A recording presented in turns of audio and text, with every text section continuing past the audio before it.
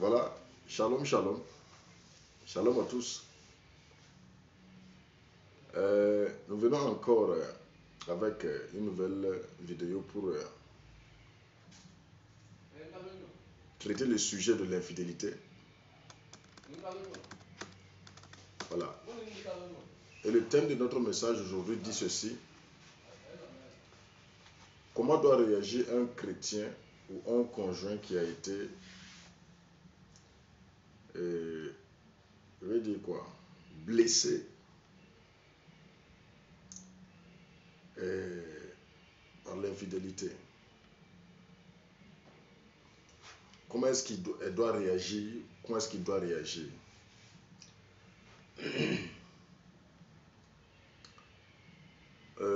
Tout d'abord, il faudra noter que l'infidélité est une situation très douloureuse et très difficile à vivre et à digérer,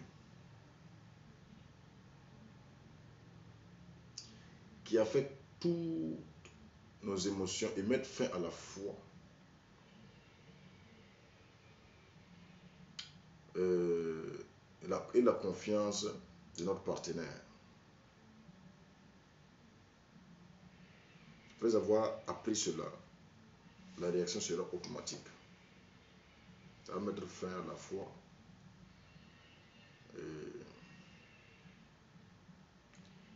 et à la confiance. C'est normal. La meilleure chose à faire est de nous décharger sur le Seigneur de tous nos soucis, car lui-même prend soin de nous. 1 Pierre 5, ça dit ceci. Oui. Si vous avez subi du tort, tournez-vous vers le Seigneur pour qu'il vous réconforte, vous guide et vous donne la sagesse au quotidien pour que vous puissiez digérer ce que vous avez traversé. Dieu peut nous aider à surmonter les plus dures de nos épreuves si on se confie à lui. Il ne faut pas chercher des solutions ailleurs. Les solutions bien adaptées, les solutions adéquates, c'est Dieu qui la donne pour pouvoir surmonter ces épreuves, n'est-ce pas?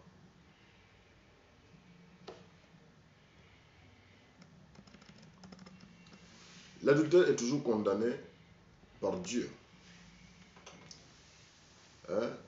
L'adultère est condamné par Dieu.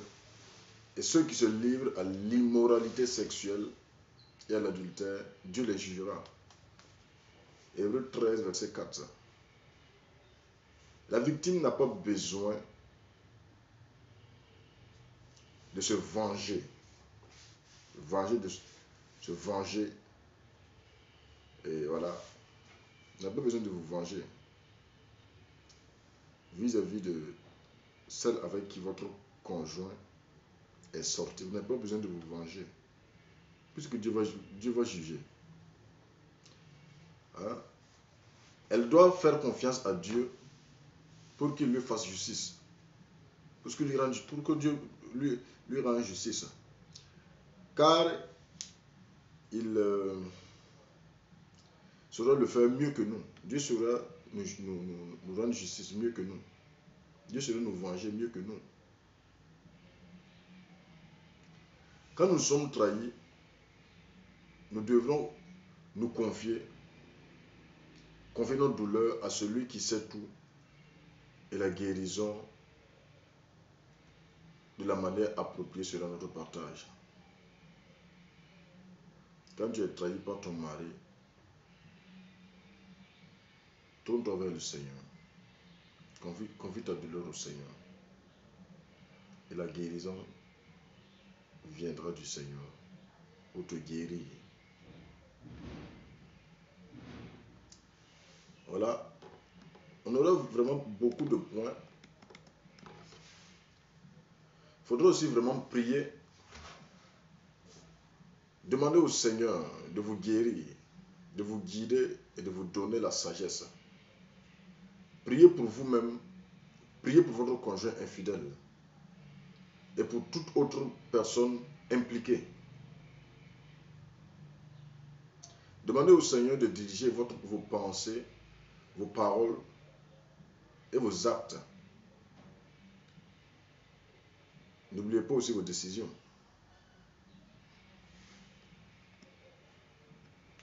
Soyez honnête. Conjoint qui a trompé votre mari, le conjoint qui a trompé votre femme, soyez honnête. Soyez courageux. Un conjoint trompé a reçu une blessure très profonde. Il est nécessaire de faire face à la colère et à la douleur provoquée par l'infidélité de votre conjoint. Vous qui avez trompé votre femme, et soyez courageux et faites face à sa colère et à ses émotions et aux émotions que votre infidélité a provoquées.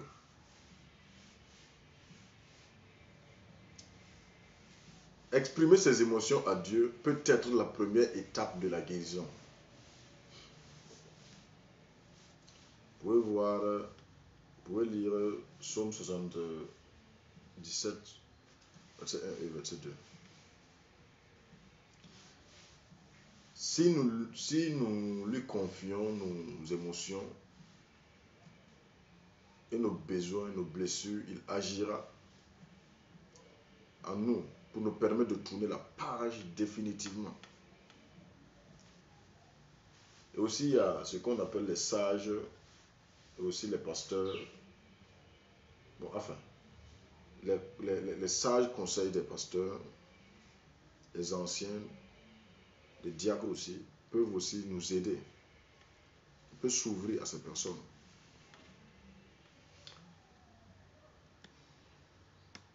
Vraiment, il faut aussi être prêt à pardonner. Nous devrons pardonner comme nous avons été pardonnés.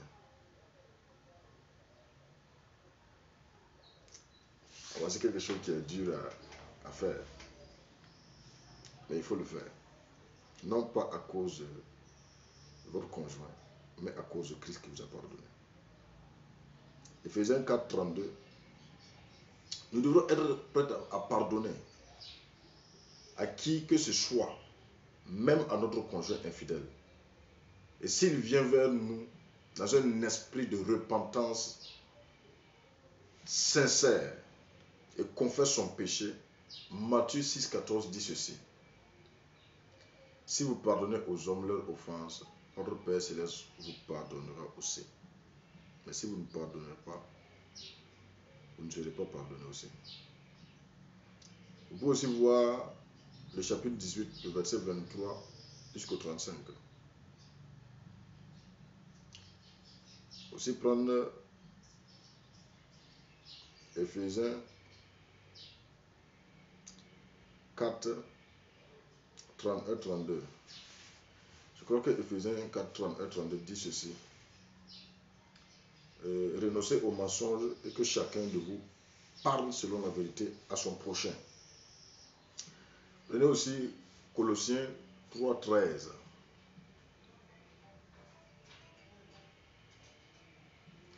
Le véritable pardon ne sera peut-être pas possible tout de suite. Mais nous devrons toujours avoir la volonté de pardonner. L'amertume,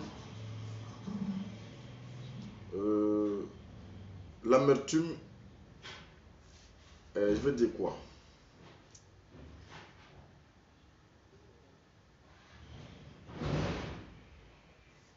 L'amertume affecte négativement notre décision et la vie et notre vie de tous les jours.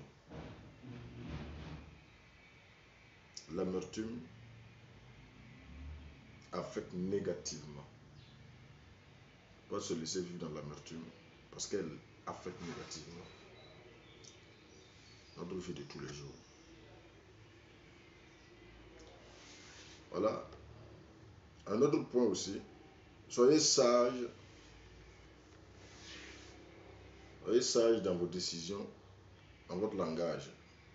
Il faut envisager la possibilité que le conjoint infidèle ne se repente pas de son péché. Soyez sage, parce que il y a certains hommes qui ne confessent pas leur péché, malgré que le péché est mis à nu, ils ne confessent pas. On doit être sage dans ce cas-là. Faut-il toujours lui pardonner? Oui, il faut le pardonner.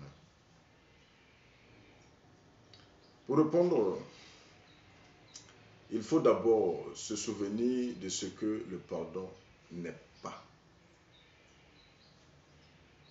Hein? Pardonner n'est pas oublier.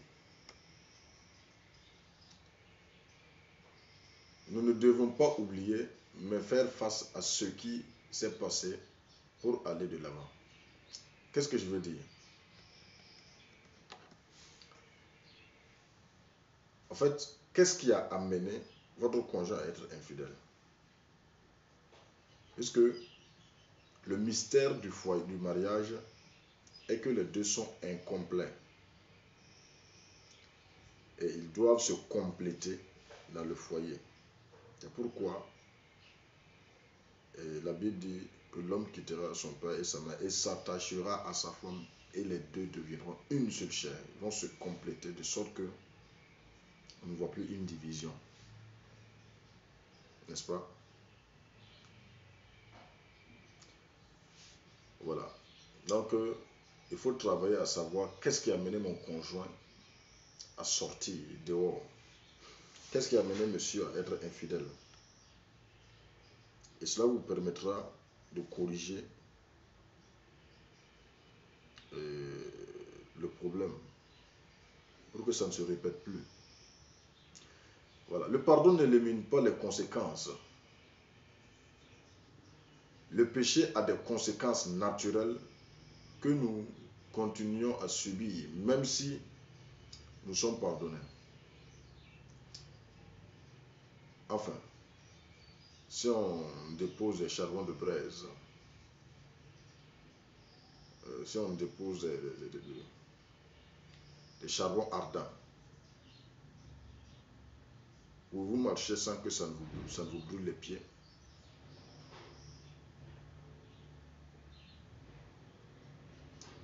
il en est de même pour celui qui s'approche de la femme de son prochain. Celui qui la touche ne restera pas impuné. Proverbe 6, 28 et 29.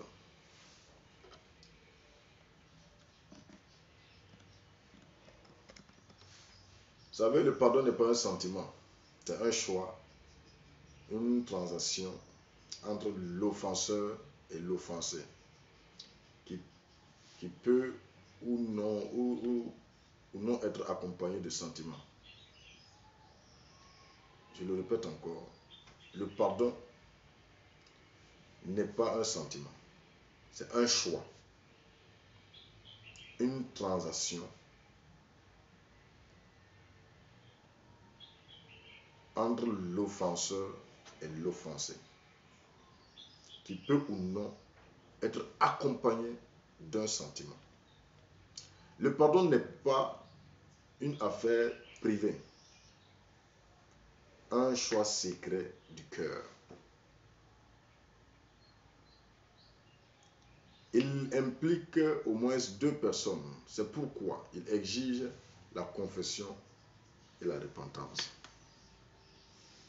Vous voyez, cher ami,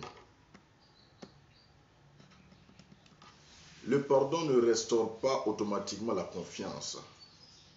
Ça, vraiment, il faut le dire. Voilà. Vous pouvez pardonner votre conjoint, mais la confiance, là, ne vient pas du coup.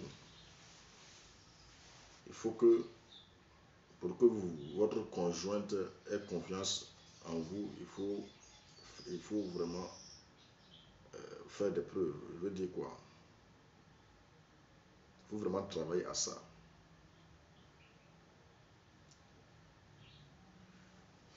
Il est faux de penser que si nous pardonnons à notre conjoint infidèle, tout redevient tout de suite comme avant. Aïe.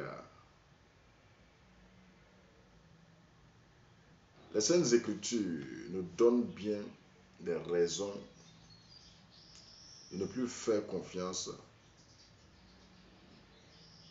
à celui qui s'en sont montrés indignes. Il faut qu'ils fassent leur preuve afin qu'on leur fasse confiance maintenant. Ah oui, vous avez bien entendu. Les Saintes Écritures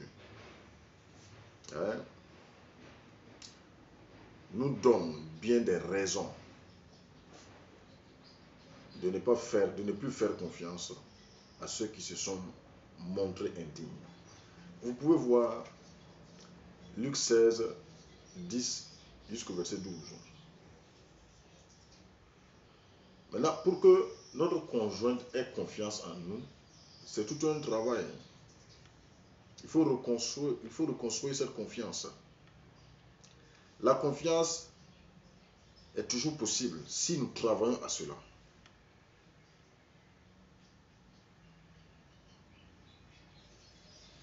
Voilà. Et la confiance est possible qu'à l'issue du processus de la réconciliation. Évidemment accompagné de confession, de repentance, qui implique le véritable pardon.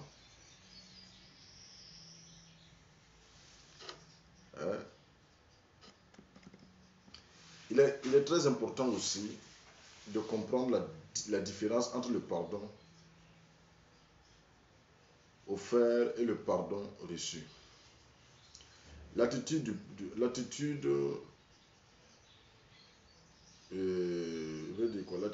pardon, la disposition à pardonner est différente du pardon effectif.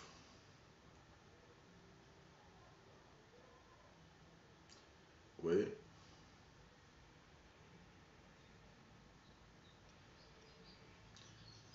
Le conjoint victime d'adultère peut pardonner.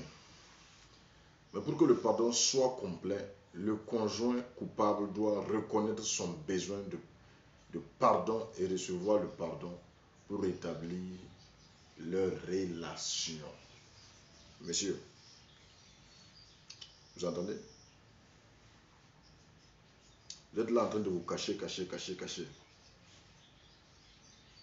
Écoutez bien ce que je dis.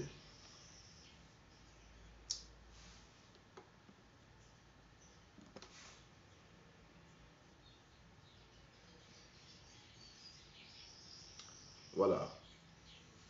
Si nous sommes sincères et nous montrons notre besoin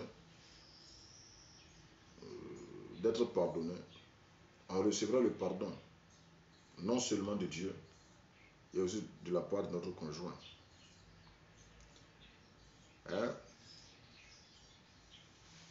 Et si vous lisez 1 Jean 1, le verset 9, l'apôtre Jean dit ceci: si nous reconnaissons nos péchés, il est fidèle et juste pour nous les pardonner et pour nous purifier de tout péché, de tout mal, de tout adultère, de toute souillure.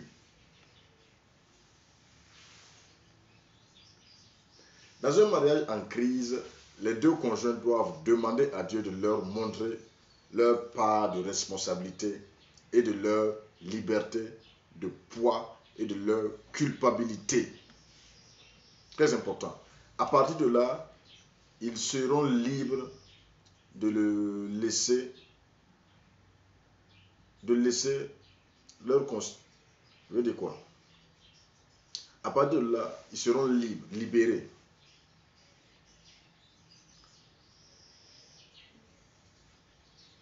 Libérés et laisser le conseil de Dieu le diriger, le guider. par le Saint-Esprit qui leur donne la force de faire ce qu'ils ne pouvaient pas faire par eux-mêmes. Oui, l'apôtre Paul dit, je peux tout par celui qui me fortifie. Hein? Philippiens 4, verset 13.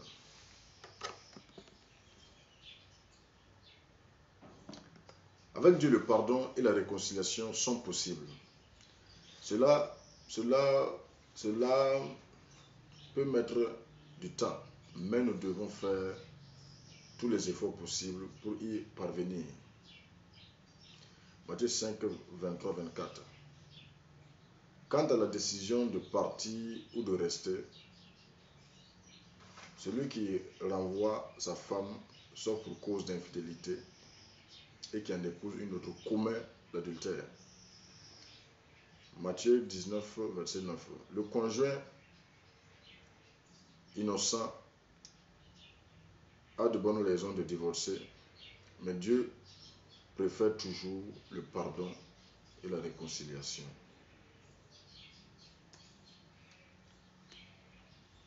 Voici ce que Dieu préfère, le pardon, la réconciliation. Et malheureusement, nous voyons à l'église aujourd'hui des sœurs qui succombent à cette tentation et qui ne veulent pas avouer leur infidélité à leur mari. Vous n'êtes pas pardonné. Non. C'est tout un processus. Et si vous voulez éviter les conséquences terrestres, les conséquences terrestres vous attendent.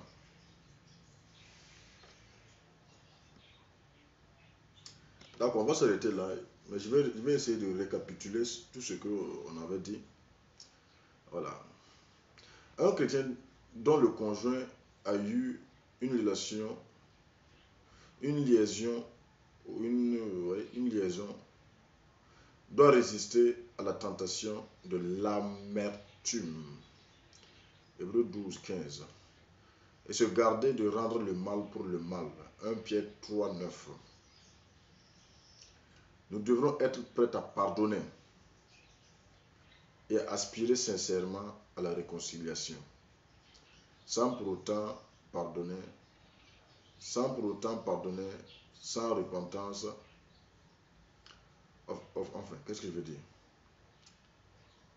Nous devrons être prêts à pardonner et à aspirer sincèrement à la réconciliation. Hein? Voilà. Avant toute chose, nous devrons mettre notre confiance dans le Seigneur pour qu'il nous guérisse et nous restaure. Beaucoup de courage. Prenez votre courage à deux mains. Et je sais que si vous êtes sincère, vous allez arriver. Vous allez arriver. Le Seigneur va vous aider à vraiment arriver. Vous allez penser, vous allez voir que la culpabilité va vous laisser. Et vous allez constater que la réaction que vous attendez de la part de votre conjoint ne serait pas la même. Quand le Saint-Esprit vous dirige, cela est facile. Beaucoup de courage. Dieu bénisse le Burkina Faso. Dieu bénisse le Mali. Dieu bénisse le Niger. Dieu redonne la quiétude à ces trois nations. Dieu protège ces trois dirigeants. L'Éternel déjoue tous les plans machiavéliques internes, externes, concernant ces trois dirigeants. Dieu bénisse l'AES. Dieu protège l'AES au nom de Jésus-Christ. Dieu continue de donner la sagesse et la bonne décision à ces trois dirigeants. Shalom, allez de l'avant, nous sommes avec vous. on croit fermement que beaucoup de nations vont se rallier à l'AES. Et cela va étonner beaucoup de personnes. Voilà. On va s'arrêter là. Beaucoup de courage. C'est difficile, mais ce n'est pas impossible. Avec Christ, la victoire est assurée. Shalom.